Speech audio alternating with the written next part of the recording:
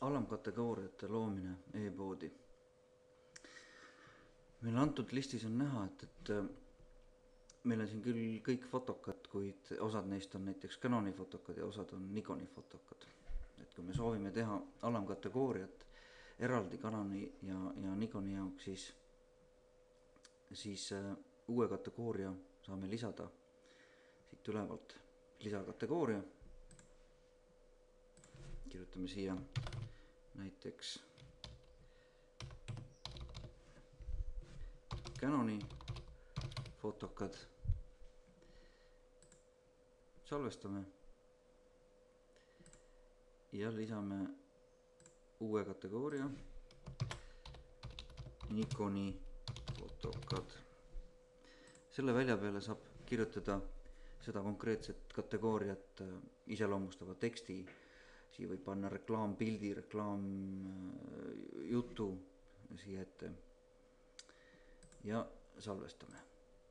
Nii, nüüd on meil tekkinud vasakule poole 2 uut alamkategooriat. Praegusel hetkel on nad tühjad. Antud juhul on nad tühjad, kuna siia ei ole lisatud ühtegi toodet. Paneme nüüd näiteks Canoni tooted ühte kategooriasse ja Nikoni tooted teise kategooriasse.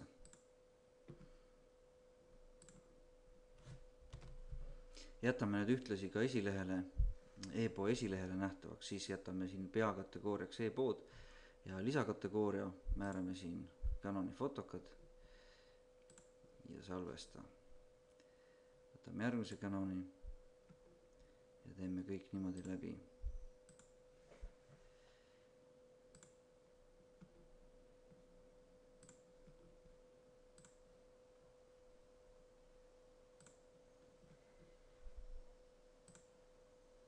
Lisame kõik nad 2 kategooriasse. Esimene kategooria on e-poe esileht ja teine kategooria on siis vastavalt kas Nikon või Canon. See on nüüd viimane Nikon, sellega Nikoni alla.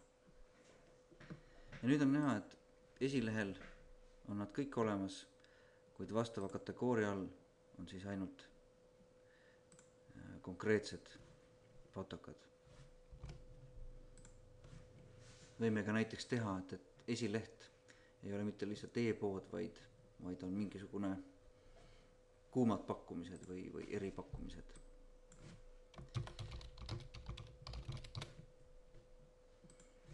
Kirjutame siia ka suurelt.